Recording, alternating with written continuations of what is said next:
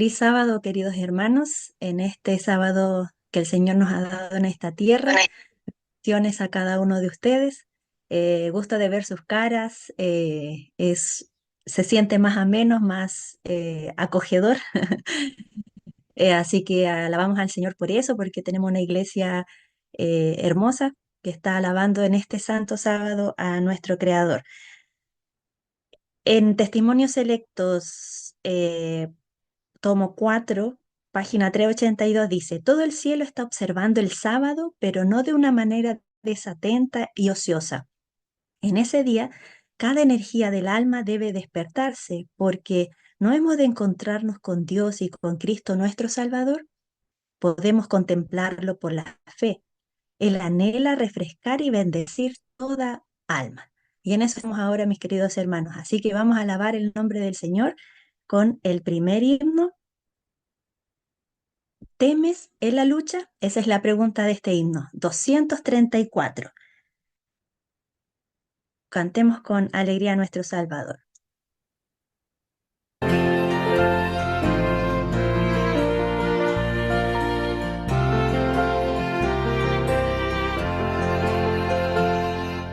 Temes que en la lucha no podrás vencer, que con las tinieblas has de contender. Abre pues la puerta de tu corazón, deja al Salvador entrar. Deja al Salvador entrar. Deja al Salvador entrar. Abre pues la puerta de tu corazón y entrará el Salvador.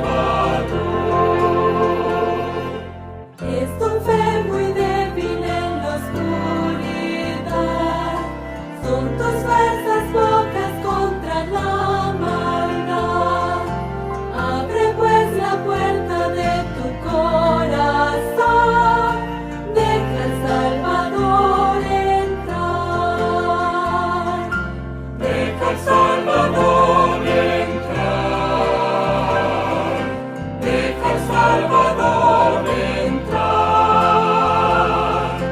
Abre pues la puerta de tu corazón y entrará el Salvador.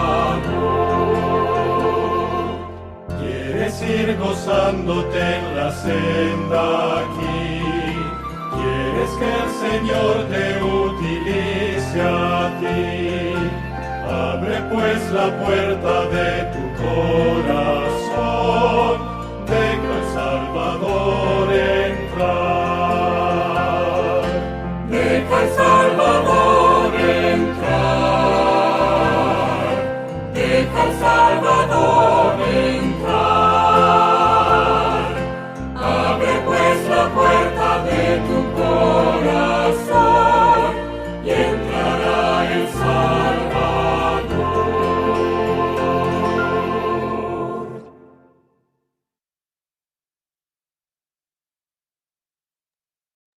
Amén, hermoso himno, ¿verdad? Vamos a orar, vamos a pedir a nuestro hermano César en la primera oración por la congregación. Así que, mi hermano es tutor.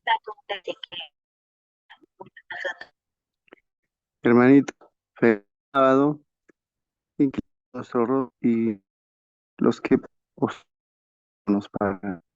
Amado Dios, que Padre Celestial, por esta misericordia, con Señor a tus hijos, esta alegría, este gozo, Señor.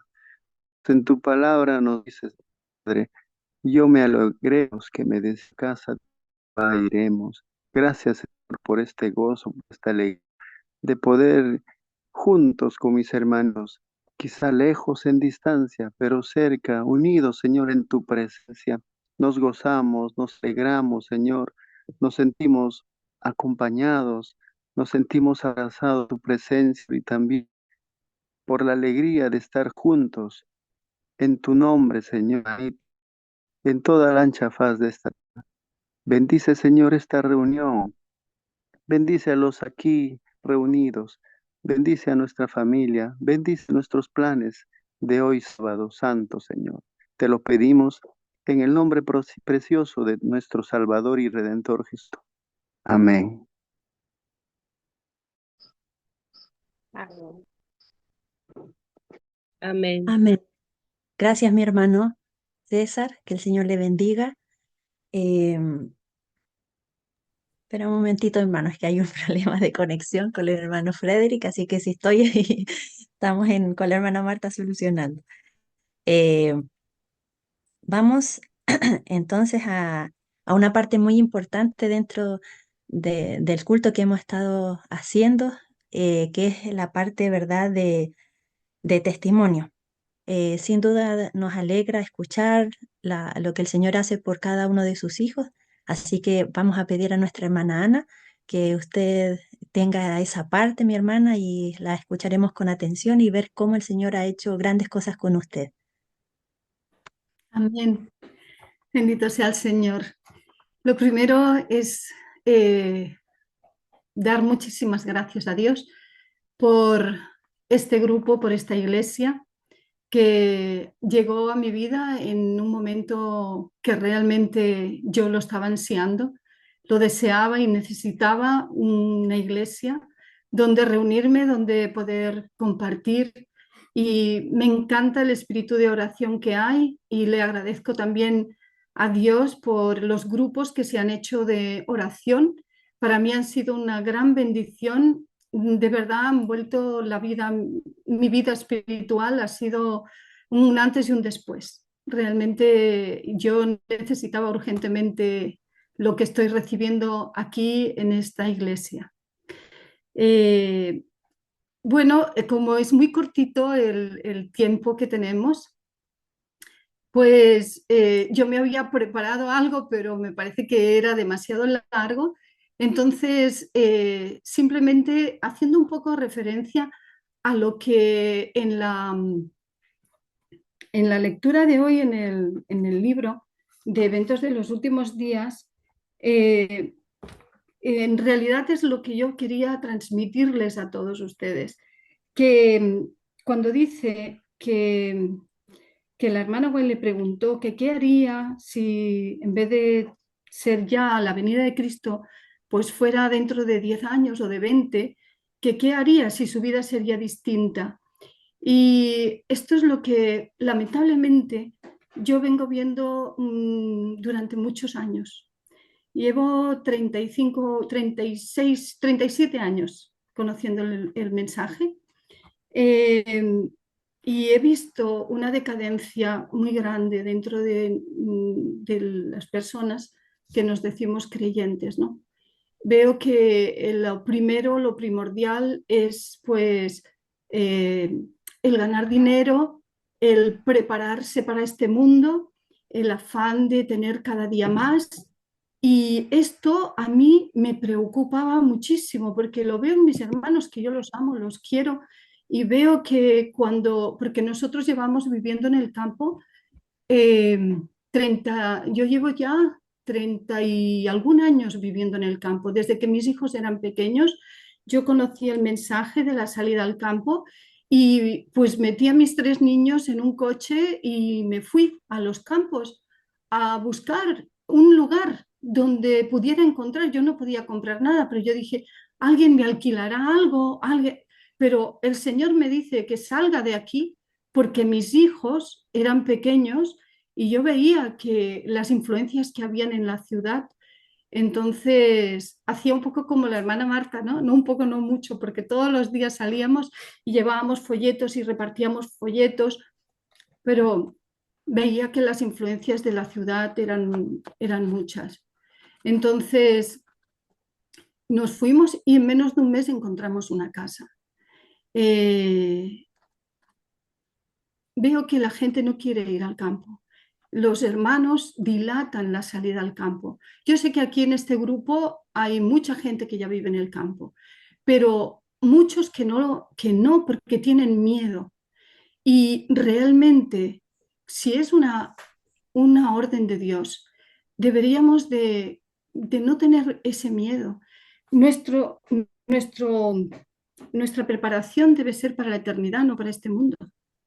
Y yo he podido comprobar cómo viviendo en el campo he recibido tantas bendiciones de todos sentidos. En nuestra casa siempre ha habido iglesia, siempre hemos recibido a todas las personas, incluso muchos enfermos, personas que han podido venir a casa, han recuperado su salud, otras personas que han muerto, pero han muerto con la paz de Dios, con el conocimiento del Señor.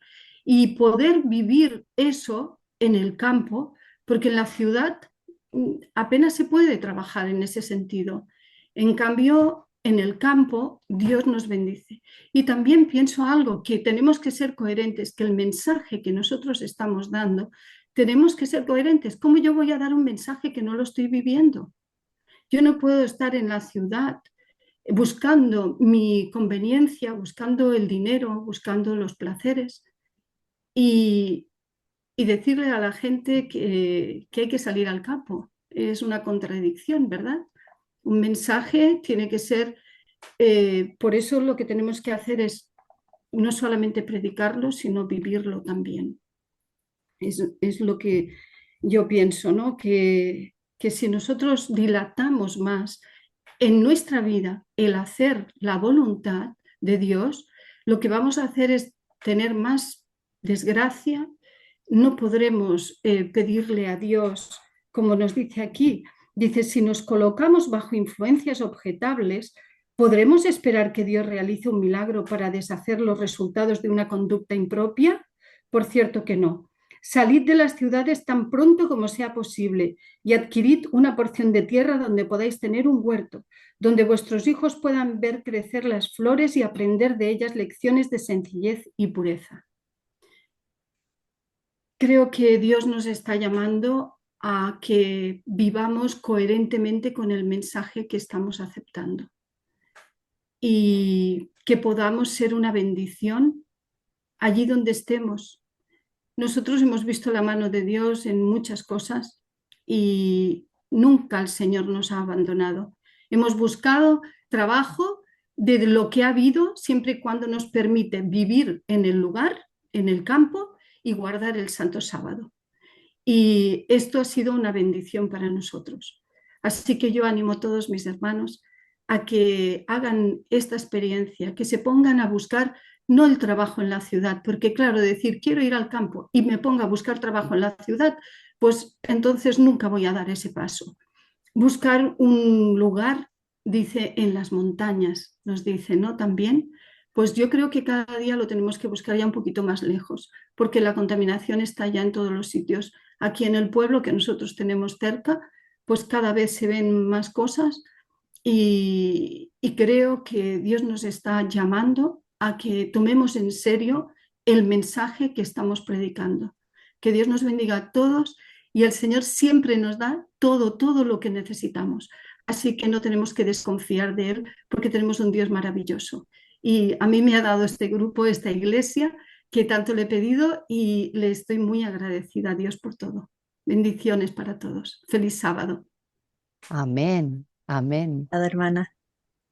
Muchas gracias por sus palabras, mi hermana, y de alentarnos a salir al campo y se haga ese milagro como usted lo hizo, nosotros también poder tener ese privilegio. Muchas gracias por su tiempo, mi hermana. Vamos a entonar un himno más, 242. Una es, Señor, mi petición.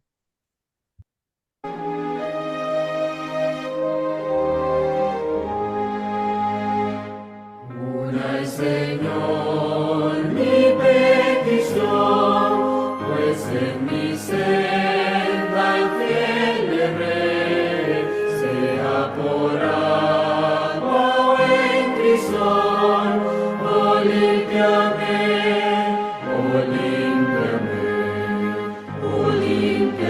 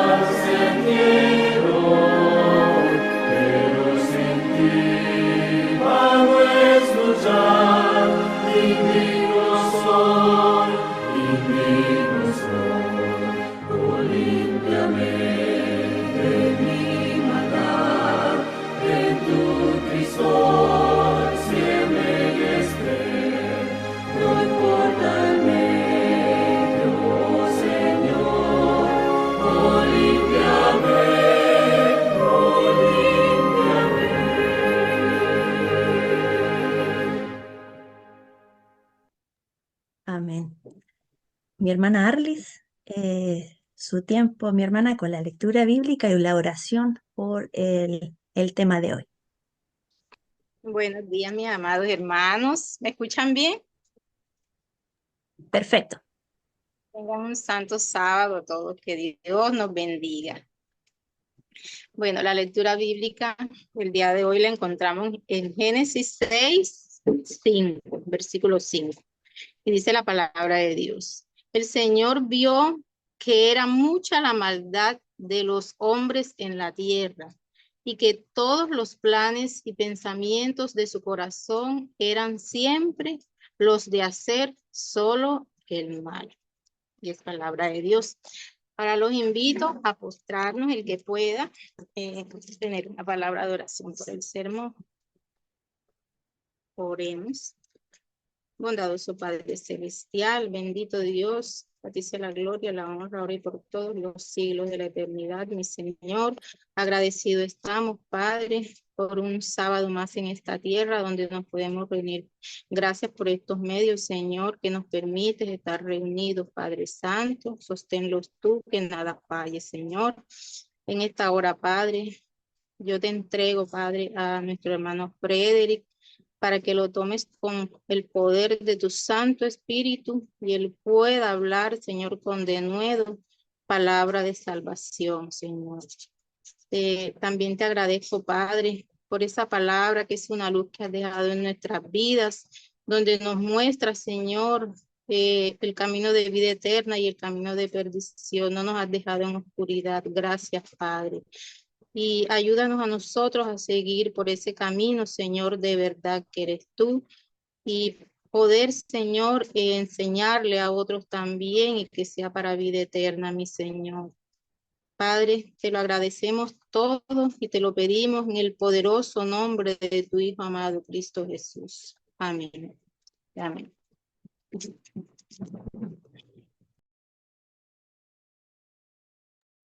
Amén. Bien, hermanos, vamos a escuchar el tema de hoy por nuestro hermano Frederick. Bienvenido, mi hermano, que el Señor le bendiga. Y aquí estamos atentos y con la ayuda de su espíritu para poder aprender más del Señor. Que el Señor le dirija a mi hermano. Hola hermanos, ¿qué tal? Un placer estar con vosotros y vosotras aquí en el día de hoy. Para presentar el tema necesitaría compartir pantalla. No sé si estoy habilitado de serie o necesitáis darme permisos. Sí, hermanito, De una acuerdo. tarda. Sí, sí, directamente. ¿Tienes Zoom en inglés o en español? En inglés, pero creo que ya se ve, ¿no? ¿Ya lo Oh, veis sí, compartida? perfecto. Sí, sí, sí, sí, ya está. Estupendo, Perfecto. adelante. A ver. Y ahora un mejor, ¿verdad? Muy bien. Pues vamos a... Por cierto, he visto que eres española, puede ser, por tu tono de voz. Da Barcelona. Ah, uy, catalana incluso. Perfecto, perfecto. Entonces somos completamente hermanos. Sí, amén. Qué bien, qué bien. Bueno, pues dando inicio al tema de hoy, se titula El mal ejemplo de los antediluvianos. ¿Y por qué he elegido este tema? Pues porque como me dijeron que la duración es de media hora, he pensado en hacer un tema meditación, ¿no? Para no desarrollar al máximo, sino quedarnos con dos, tres ideas puntuales que nos van a servir seguro de mucho.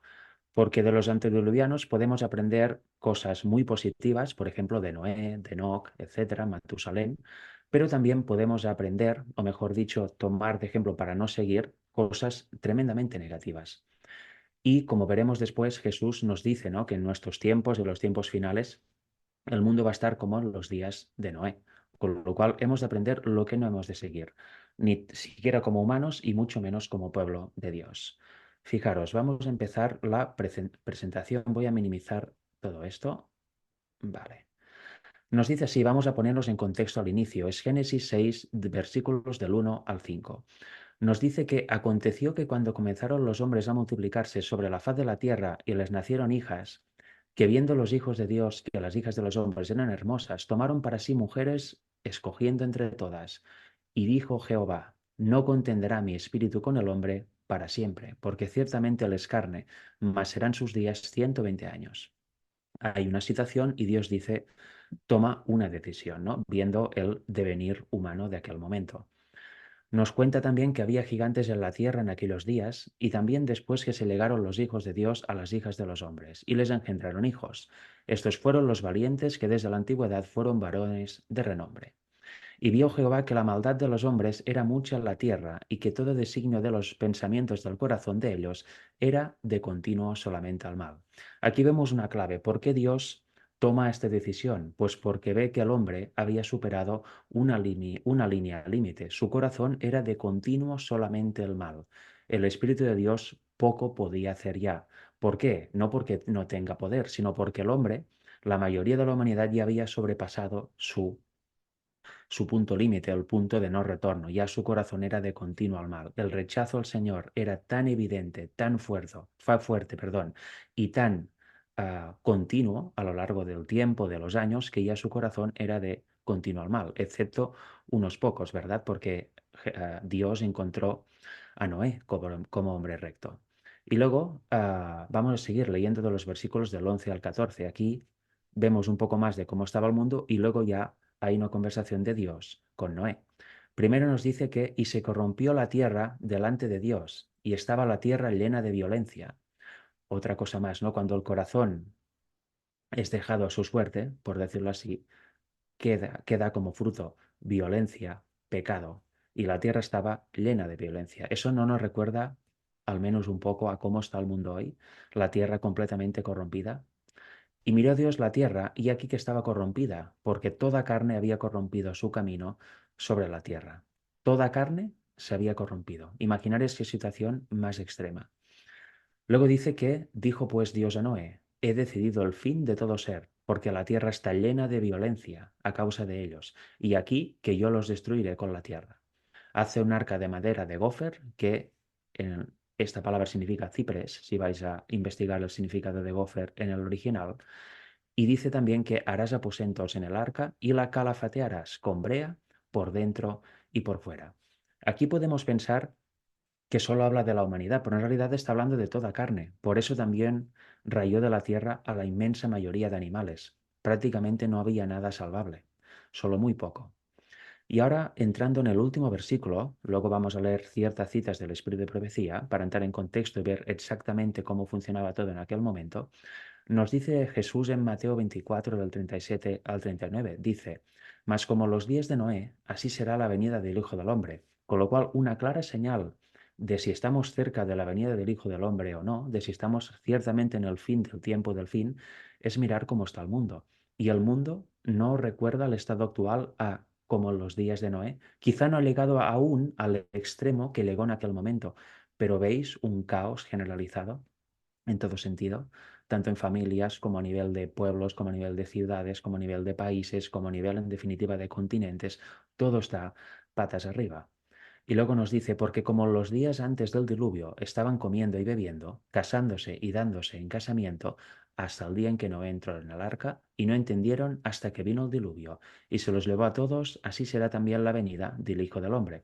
Con lo cual debemos esperar también un mundo que no entienda absolutamente nada del Evangelio, no porque no pueda, sino porque lo rechaza, y cuando venga el momento, lo verán claro. Eso también está escrito en la Biblia, qué sucede en las plagas. Luego, comidas en el sentido de ser glotón, beber no precisamente agua, sino todo tipo de bebida que estimula los sentidos, casándose y dándose en casamiento. ¿Es malo casarse? Obviamente que no. De hecho, es la segunda institución instaurada antes del pecado, el sábado, y también fue el matrimonio heterosexual. Pero ¿qué sucede hoy en día? ¿Todas las bodas son correctas? ¿Verdad que no? Siempre hay algo que acaba pervirtiéndose, ¿verdad? En este mundo y hoy en día prácticamente todo está pervertido. Y ahora vamos a leer brevemente unas cuantas citas del Espíritu de Profecía del capítulo 7 de Patriarcas y Profetas, titulado El Diluvio, los cuales nos pone más en situación de cómo estaba el mundo en aquel momento. Nos hace una ampliación más grande. Dice que Dios otorgó ricos y variados dones a esos antediluvianos, pero los usaron para glorificarse a sí mismos y los transformaron en maldición, poniendo sus afectos en ellos más bien que en aquel que se los había dado. Aquí empieza el mal ejemplo. Nosotros tenemos unos dones, cada uno tiene uno o varios dones. ¿Los usamos para glorificarnos a nosotros mismos o si no para dar honra a aquel que nos creó, para dar honra a Dios, para ponerlos de su servicio? Luego dice que emplearon el oro y la plata, las piedras preciosas y las maderas selectas en la construcción de mansiones para sí, y trataron de superarse unos a otros en el embellecimiento de sus moradas con las más hábiles obras del ingenio humano. Eran gente, humanos, con una mente absolutamente privilegiada. Hacía menos de 1500 años que el mundo había sido creado. Imaginaros qué mente aún mantenían, muy superior a la que tenemos hoy en día. Pero ¿para qué la usaban? Para sí mismos, para ellos, para glorificarse, para realmente alimentar sus gustos personales, su corazón carnal, su corazón pecaminoso. Dice también que no procuraban más que satisfacer los deseos de sus orgullosos corazones y se aturdían en escenas de placer y perversidad, como hoy en día también, ¿por medio de qué? Del cine, de las películas, de muchas cosas, ¿no? ¿Verdad? Que nos dan, nos muestran escenas de placer y perversidad. Y nosotros muchas veces las miramos y no nos afectan. Pensamos, bueno, es una película, ¿verdad? Es falso, no es real lo que estamos viendo. Sí, pero nosotros, ¿qué estamos viendo en realidad? Sea falso o no, sea una actuación o no, estamos viendo escenas de pecado continuamente. Y eso, aunque pensemos que no nos afecta totalmente, porque luego nos vamos acostumbrando a ello. Y cuando sucede en la vida real, pues ya no le damos tanta importancia. ¿No os ha pasado nunca el primer día, por ejemplo, de una guerra? Empieza la guerra en Ucrania. Uy, muchos muertos, destrucción, todo el mundo pensando en la pobre gente de ahí. Cuando pasan los días y las semanas, que te van hablando cada día de la guerra y te dan el reporte de muertos, de las operaciones que hace tal país o el otro, ¿en qué se convierte? En una normalidad para nosotros. Ya leemos el periódico y decimos, ah, bueno, hoy 500 muertos más, hoy 20 explosiones ahí, en tal ciudad. Bueno, ¿verdad que perdemos un poco la empatía con el humano que está ahí sufriendo? Pues eso pasa también cuando estamos acostumbrados a ver pecado por todas partes. Nos acostumbramos y ya no nos parece mal, no nos parece anormal, sino que nos parece normal. Luego dice, no deseaban conservar a Dios en su memoria y llegaron a negar su existencia. Justo lo de hoy en día. ¿Quién cree en Dios en este mundo? Muy poca gente. Aunque digan que hay miles de millones de cristianos, ¿cuántos creen realmente en Dios? Y de hecho la mayoría de cristianos creen en el Dios bíblico o creen en una invención humana. ¿Veis que estamos bastante mal y muy similares a los tiempos de Noé? Adoraban a la naturaleza en lugar de rendir culto al Dios de la naturaleza. Glorificaban al ingenio humano, adoraban las obras de sus propias manos y enseñaban a sus hijos a postrarse ante imágenes esculpidas. Y luego nos dice que los hombres eliminaron a Dios de su mente y adoraron las creaciones de su propia imaginación y como consecuencia se degradaron más y más. ¿No sucede lo mismo hoy en día? ¿No hemos eliminado a Dios de nuestra mente? ¿Quién tiene en cuenta a Dios? Ahí en Latinoamérica quizás será diferente, aunque creo que ya va variando también la tendencia, pero aquí en Cataluña, y no oye hablar de Dios. Le dices a alguien, oye, ¿crees en Dios? Y te mira casi con una cara rarísima, ¿no? Dice, ¿de dónde sale este personaje que habla de Dios? ¿No? Imaginaros, en Europa se ha borrado por completo la imagen de Dios de la mente. Ya no se cree en él. Y si se habla de Dios es para maldecir o para negar lo que dice la Biblia. Imaginaros, o en son o en tono de burla. Es algo impresionante, pero es así. La mente humana, cuando deja a Dios de lado, tiende a eso, a eliminarlo por completo y a seguir que los designios de su propio corazón. Y así que nos degradamos más y más y más. Nuestras ideas, nuestros objetivos cada vez son más torcidos si los comparamos con la palabra de Dios. Dice el salmista que describe el efecto producido por la adoración de ídolos sobre quienes la practican. Dice Salmos 115:8, semejantes a ellos son los que los hacen y cualquiera que confía en ellos. Es una ley del espíritu humano que nos hacemos semejantes al objeto que contemplamos. Y eso es muy cierto, tanto en personas como en actividades o como en cualquier cosa. Si nosotros observamos algo, al final vamos a acabar imitando ese algo. Es una ley. Según dice aquí, de hecho lo hemos comprobado, creo todos, en nuestra vida, ¿verdad? El hombre no se elevará más allá de sus conceptos acerca de la verdad, la pureza y la santidad. Si el espíritu no sube más arriba que el nivel humano, si no se eleva mediante la fe para comprender la sabiduría y el amor infinitos, el hombre irá hundiéndose cada vez más. Los adoradores de falsos dioses revestían a sus deidades de cualidades y pasiones humanas y rebajaban así sus normas de carácter a la semejanza de la humanidad pecaminosa. Como resultado lógico, se corrompieron. Hoy en día no pasa lo mismo y de hecho no es así el humano. No ponemos nuestros propios estándares y si legamos a ellos bien y si no, pues bueno, debemos legar, pero otra persona tendrá otros estándares distintos, ¿no? Y al final cada uno se va isolando y cada uno hace lo que quiere, ¿no? No hay una norma general. Y una de las cosas que más me gustó y me impactó cuando empecé a conocer de Dios y el Evangelio es que había un estándar moral y este estándar lo ponía Dios. Cuando conocí la ley moral vi, vale, ese es el estándar y es magnífico, porque yo antes de ser cristiano era totalmente del yo. Yo decidía todo, yo decidía que está bien, que está mal, que hago, que no hago, y los motivos y yo los elegía. No me importaba lo que me decían los demás, y yo decidía y punto, ¿no? No había más diálogo.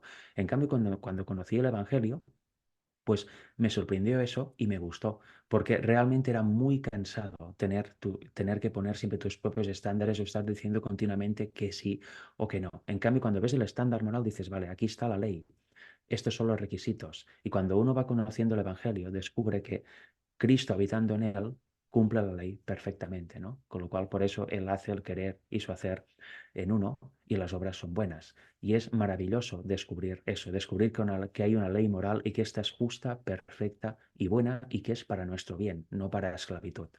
Eso fue fantástico conocerlo hace ya más de 10 años, 10, 11 años. Y aquí nos dice que la poligamia había sido introducida desde temprano, contra la divina voluntad manifestada en el principio. Poligamia no es lo que vemos en nuestro tiempo también y desde hace siglos, ¿verdad que sí? Eso siempre tiende el humano a practicar la poligamia.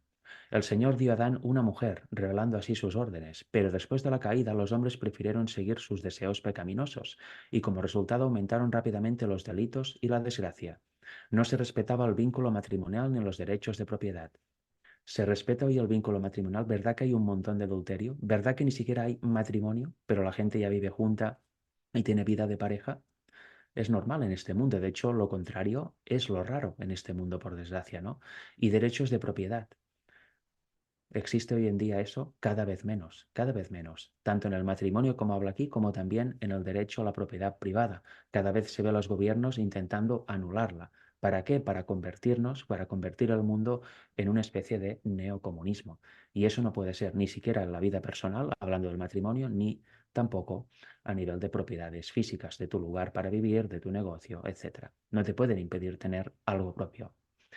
Dice que cualquiera que codiciaba las mujeres o los bienes de su prójimo los tomaba por la fuerza y los hombres se regocijaban de sus hechos de violencia. Imaginaros a qué extremo llegaron aquí.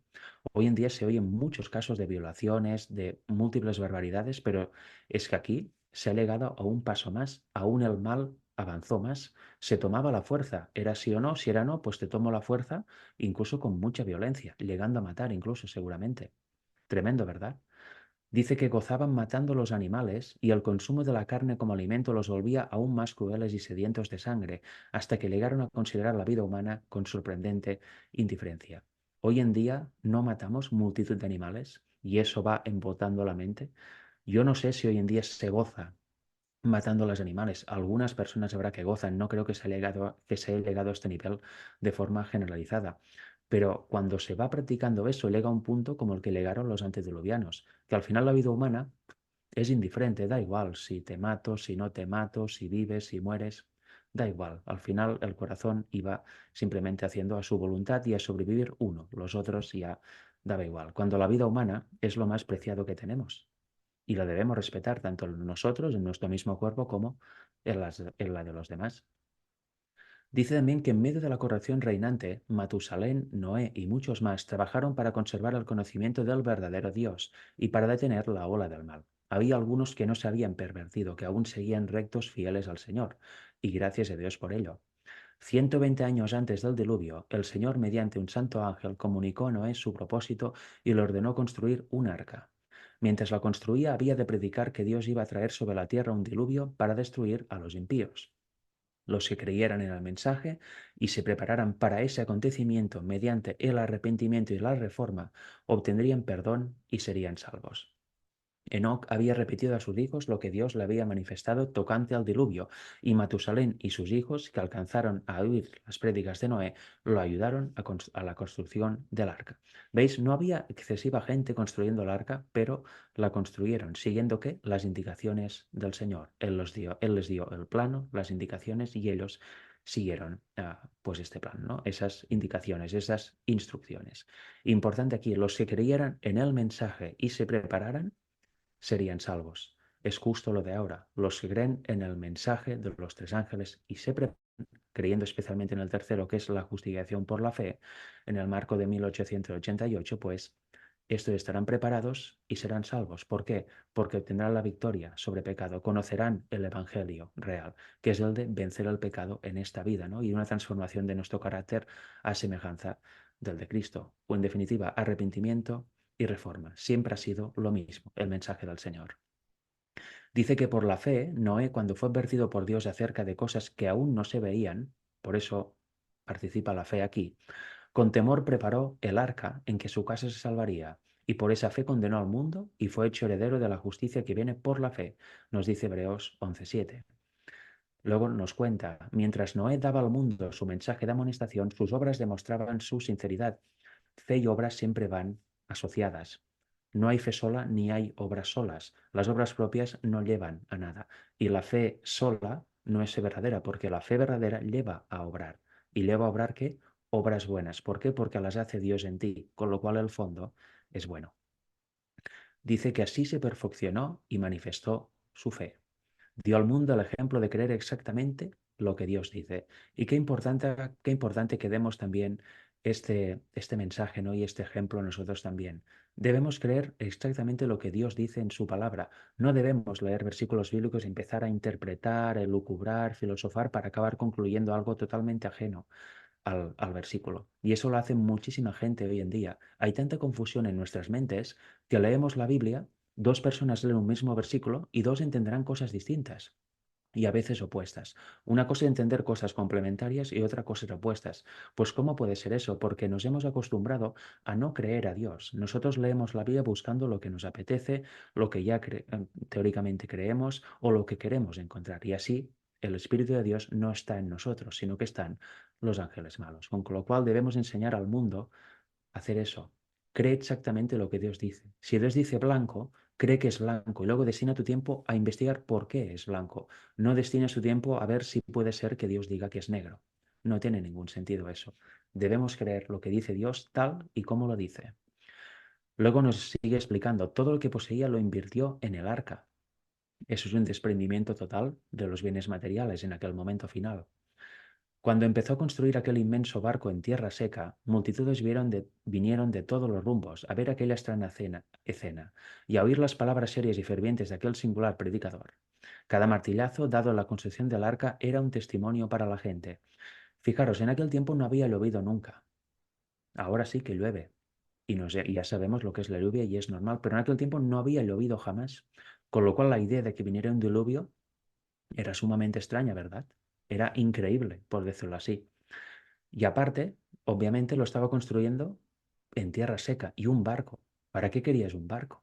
¿No? ¿Para qué una persona debería querer un barco o una construcción así, encima para protegerse de un diluvio, cuando no había llovido nunca? ¿Veis que tenía todos los ingredientes para que la mayoría de gente se burlara? No tenía ningún sentido.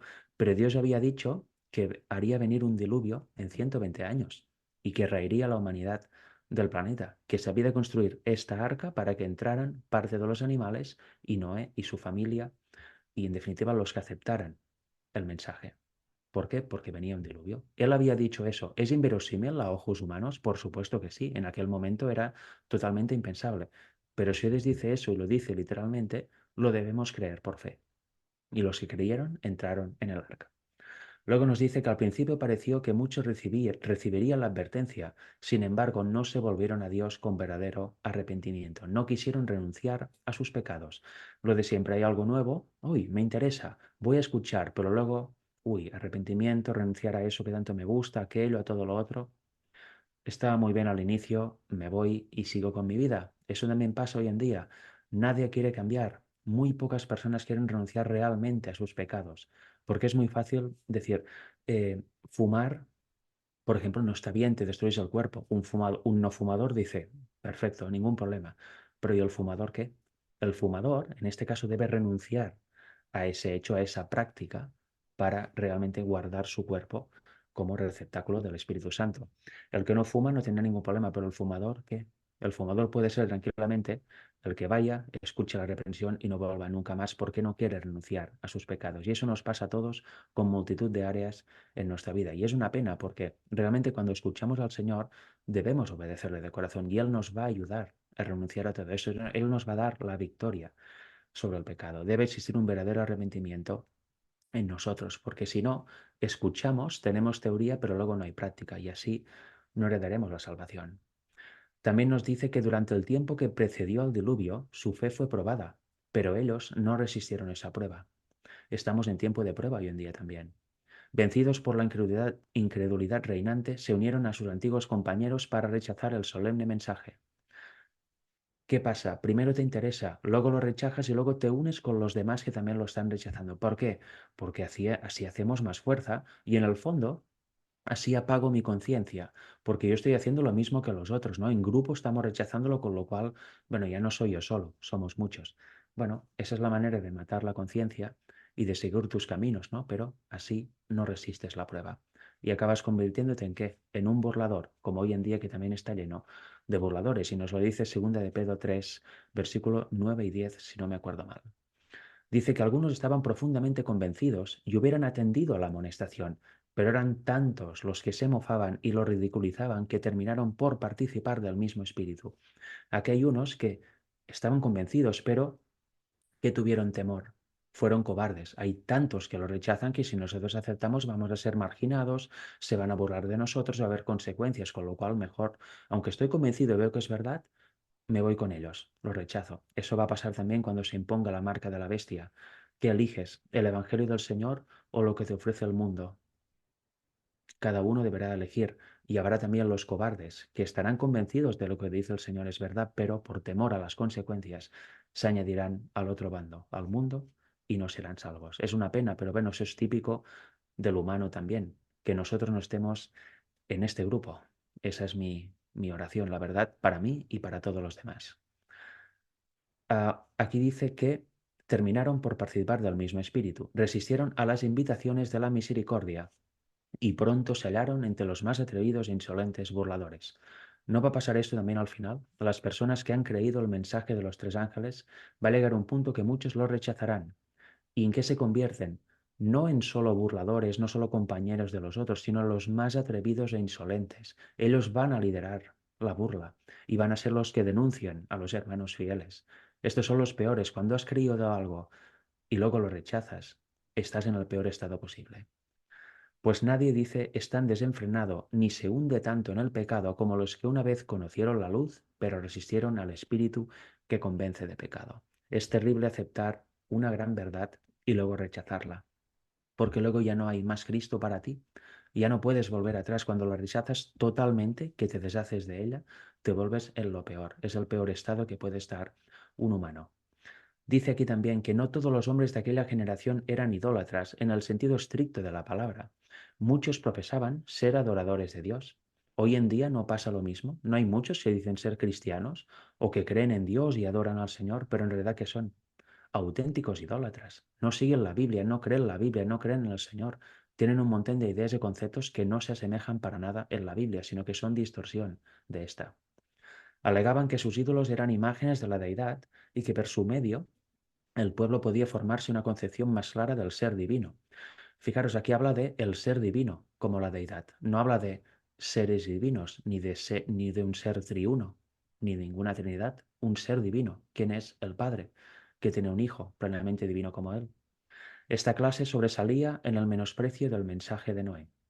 Al tratar de representar a Dios mediante objetos materiales, cegaron sus mentes en lo que respectaba a la majestad y al poder del Creador, dejaron de comprender la santidad de su carácter y la naturaleza sagrada e inmutable de sus requerimientos. ¿No es una descripción muy similar a lo que es, por decirlo así, el catolicismo por excelencia hoy? Representan a Dios en imágenes, en objetos materiales que hay que venerar, reverenciar, y encima no tienen una concepción clara del ser divino. De hecho, es tan poco clara que dicen que es una Trinidad y su explicación de la Trinidad es realmente terrible. Es una especie de sustancia donde conviven tres personas, o algunos dicen que está una persona, un solo ser que se manifiesta en tres. Es tremendo, ¿no? El concepto de la Trinidad. Pues bueno, eso es a lo que lleva a alejarse del Señor y ser idólatra, aún diciendo que adoras al Señor. Te creas una imagen en tu mente de un Dios que no existe, transformas totalmente su carácter, su imagen, su personalidad y encima lo intentas representar en objetos materiales cuando los mandamientos dicen que no te harás imagen de nada y encima los reverencias, ¿no? Ves a Dios en el objeto, ves a Dios en la imagen, ves a Dios en todas partes, menos el Dios de la Biblia.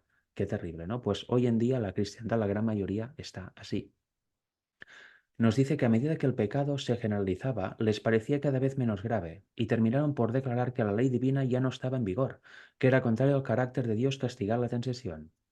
Hoy en día es lo mismo. Y el extremo de eso es el universalismo, que hoy en día también está haciendo mucha mella y también dentro de parte del adventismo. Tremendo, pero es así.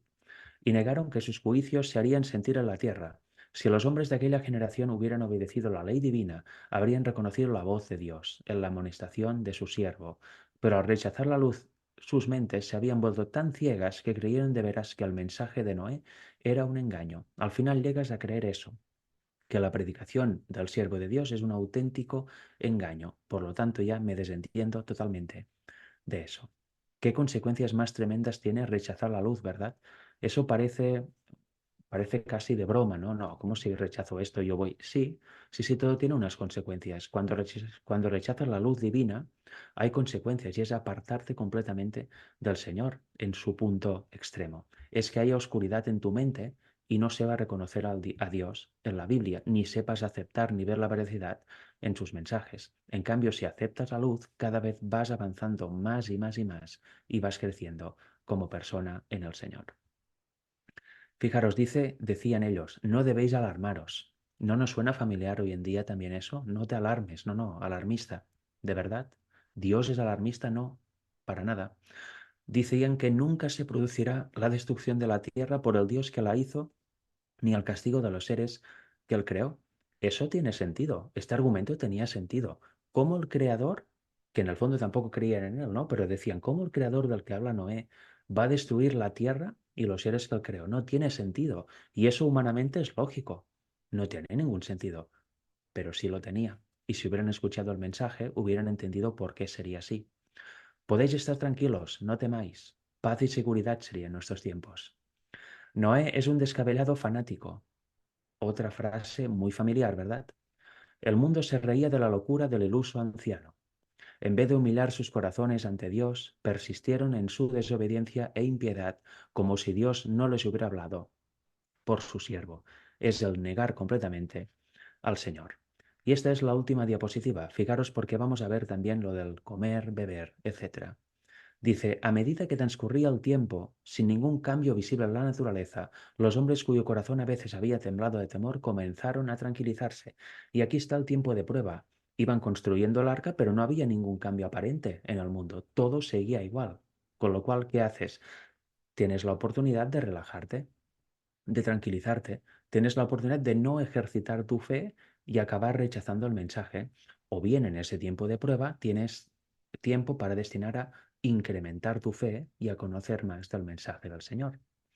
Razonaron, como muchos lo hacen hoy, que la naturaleza está por encima del Dios de la naturaleza y que sus leyes están tan firmemente establecidas que el mismo Dios no podría cambiarlas. Bueno, el Señor creó las leyes y Él las mantiene funcionando, no se ha desentendido, está ahí. Y evidentemente que puede cambiarlas. Él es el creador, si lo decide, lo cambia y nadie tiene jurisdicción sobre él. Alegando que si el mensaje de Noé fuera correcto, la naturaleza tendría que cambiar su curso, hicieron que ese mensaje apareciera ante el mundo como un error, como un gran engaño.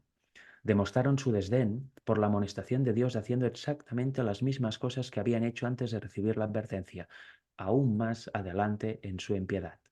Dice que continuaron sus fiestas y glotonerías, siguieron comiendo y bebiendo, plantando y edificando, haciendo planes con referencia a beneficios que esperaban obtener en el futuro. Esta vida eterna aquí en la tierra, ¿no?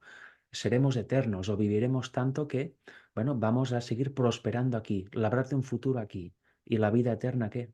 y el futuro en la patria de los cielos, en el reino celestial, que ya nadie lo tiene en cuenta. Dice, y se hundieron más profundamente en la impiedad y el obstinado menosprecio de los requerimientos de Dios, para mostrar que no temían al ser infinito. Aún te vuelves más cruel, aún te vuelves más pecador cuando rechazas la luz del Señor. Es una consecuencia directa. Dice que afirmaban que si fuera cierto lo que Noé había dicho, los hombres de fama, los sabios, los prudentes y los grandes lo habrían comprendido. Y no es lo que dicen hoy mismo, hoy en día también, grandes eruditos en múltiples áreas, incluso en teología, ¿no? Los grandes teólogos, eruditos. ¿Y qué tiene esta gente? Pues la gran mayoría tiene una oscuridad tremenda en su mente, porque llegan a cada conclusión que de tanto conocimiento que tienen, o tanto lucubrar, tanto filosofar, tanto profundizar, entre comillas, acaban completamente confundidos. Y la gente tiende a esa idolatría. Si no lo dice este que es famoso, o este que realmente sabe de lo que habla, ¿no? Por decirlo así, este que ha estudiado, no lo creo. Si lo dice un pobre chico o una pobre chica que, bueno, tiene sus estudios, pero es un don nadie o una don nadie, ¿quién lo va a creer? Pues Dios usa a los humildes. Obviamente también usa a los letrados, obviamente a la gente que realmente tiene un bagaje, ¿no? En este mundo. Los usa si ellos se dejan, y estos serán de gran bendición para el pueblo de Dios y para llevar el Evangelio adelante también. Pero esa idea que tenemos aún muchos, y también vemos que tenían los antediluvianos, que si no lo dice el sabio, si no lo dice el pastor o el teólogo o el gran erudito, pues no es verdad, es una idea errónea, es una idolatría muy común que tenemos y que debemos dejar. Y en fin, hemos visto varios ejemplos, ¿no? De lo que no debemos hacer ahora, que ya sucedía en el tiempo antediluviano. Están bastante bien enumerados y este tema ha servido para que nos los quedemos en mente y nos analicemos, ¿no? Vemos en nuestra vida qué hacemos. ¿Estamos en el camino correcto o no? ¿Estamos creyendo y siguiendo realmente lo que dice Dios en su palabra o estamos siguiendo nuestra propia palabra? Bueno, que cada uno se analice, pero en los tiempos antes de la venida de Jesús el mundo estará así. Ahora ya está así, irá a más. Pero llegará un momento en que debemos tomar una decisión. O seguimos con todo lo que implica al Señor, o nos entregamos al mundo y nos volvemos burladores y perdemos la vida eterna. Mi deseo es que no, que nos entreguemos más y más al Señor y seamos o de los 144.000 o como mínimo muramos en el Señor para resucitar cuando venga Él. Que Dios os bendiga. Amén, hermanos. Muchas gracias. Bastante que meditar. Que el Señor toque nuestro corazón y poder tomar la decisión para vida eterna. Vamos a entonar, si alguien quiere comentar algo, lo podemos hacer al final, ¿verdad? Del último himno. Así que vamos a entonar el himno 293. ¿Quieres ser salvo de todas? Tan solo hay poder en mi Jesús. ¿Quieres vivir y gozar santidad? Tan solo hay poder en Jesús.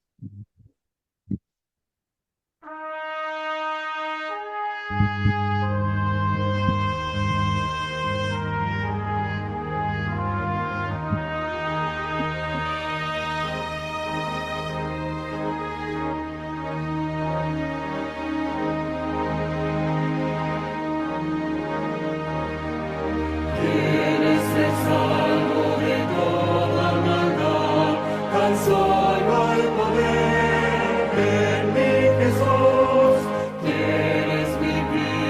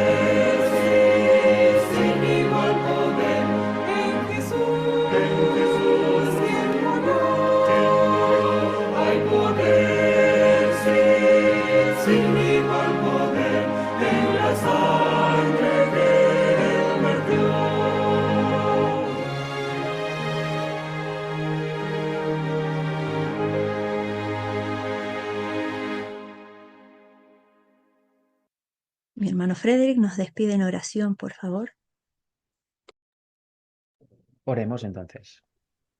Padre nuestro que estás en los cielos, te damos gracias por el encuentro virtual de hoy, por esas palabras de gracia, por esas palabras de ánimo que nos das siempre cuando leemos tu palabra y el espíritu de profecía. Te pedimos, Señor, que nos uses con todo tu poder y también que nos ayudes a no ser parte del mundo. A veces pensamos que estamos fuera del mundo, pero estamos de lleno en él. Señor, ayúdanos a inspeccionar todas áreas de nuestra vida, todas ellas, para ver en qué fallamos y en qué no fallamos. Señor, guíanos en todo y ayúdanos a avanzar en el camino correcto. Señor, te pedimos la victoria sobre el pecado. Pon en nuestra mente ese deseo de que cada vez que venga la tentación nosotros elijamos la salida que tú nos das gratuitamente, usando tu poder. Padre, te damos gracias por un sábado más de vida, por un sábado de poder reunirnos aquí en hermandad, en fraternidad, y te pedimos también que nos cuides y que cuides a toda la hermandad a lo largo y ancho de este mundo. Mantén nuestra mente centrada en ti en las horas que quedan de este santo sábado. Todo eso te lo pedimos en el nombre de Jesús, por el perdón de nuestros pecados. Amén. Amén. Amén. Amén. Bien, hermano. Vamos a cantar el himno de despedida. Despídenos con tu bendición.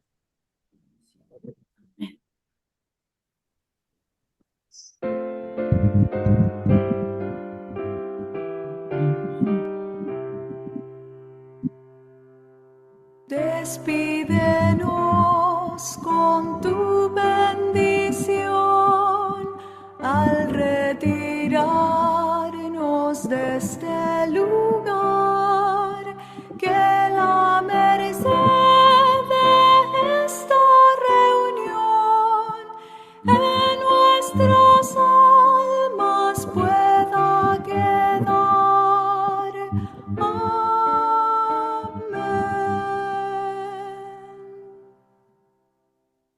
Amén.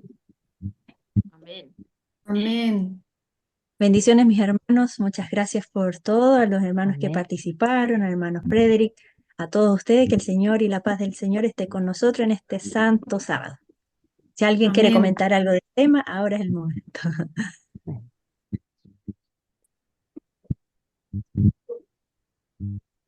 Ha estado muy bueno el tema. Gracias, hermanito Frederick. Sí. Yo Mucho creo que que todos meditar. todo ha sido más o menos en la misma línea en el día de hoy. Así Lo que se ha es. leído en eventos de los últimos días. Y bueno, al menos yo lo que he intentado también es transmitir no solamente la salida al campo, sino cualquier cosa de las que Dios nos dice que las pongamos en la práctica, que vivamos el Evangelio. No que a veces unas cosas que son más fáciles para nosotros las vivimos, pero otras las dejamos ahí, ¿no? Entonces, que Así Dios nos es. ayude a todos. Bendiciones. Gracias, Frederick. Muchas gracias, Frederick, por De nada, el un placer mensaje. haberos conocido y bueno, algunos de vosotros ya os conozco en persona incluso porque estamos ya en la misma zona aquí en Cataluña, pero otros no, o sea que ha sido un placer estar con vosotros aquí y hasta una siguiente ocasión, si Dios lo permite. Por Amén. supuesto. Hermanito Muchas gracias. Frederick, Amén, amén. ¿Qué tal, Carlos? Tú dirás. hola, ¿cómo